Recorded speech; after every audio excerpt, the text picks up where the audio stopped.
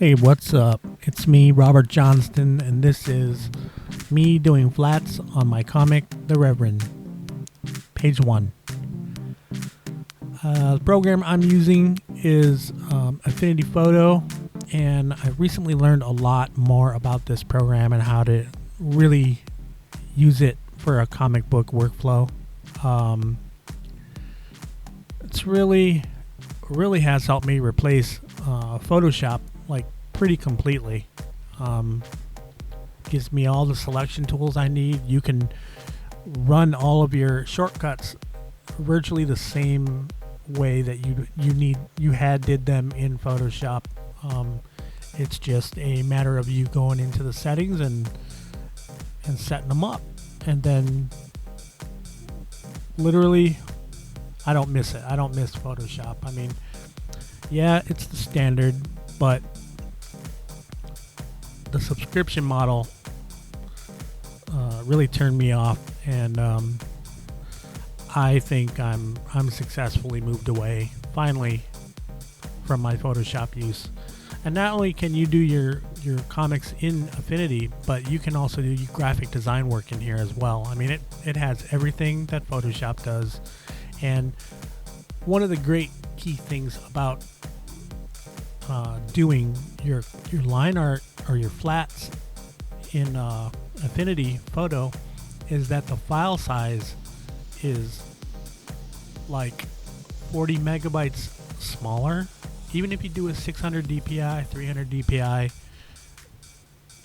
the file sizes are really awesome. It probably has something to do with no channels being there, but really, if you do your flat, and it's really easy to do flats, by the way. If you do your flats the typical way, then you really don't need the channels to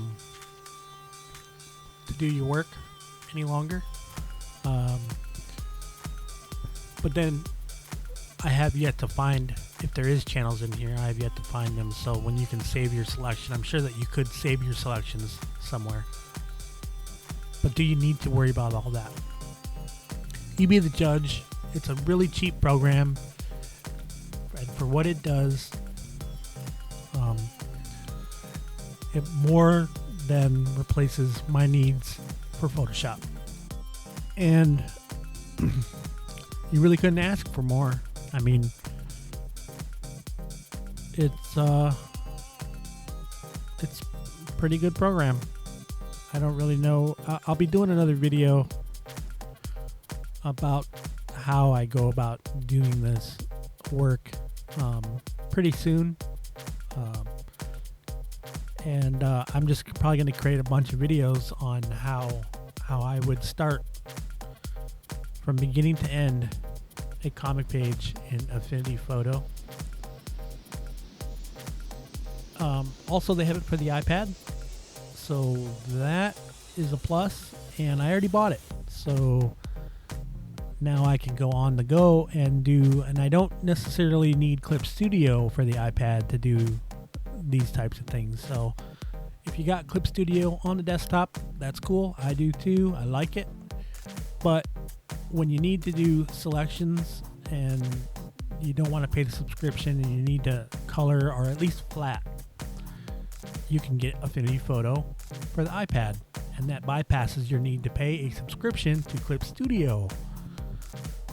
So yeah, I think it's worth it, and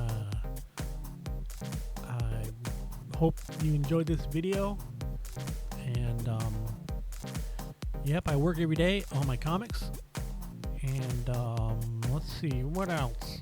And not much else. Just stay strong, keep positive, work on your comics every day, never give up. You can do it.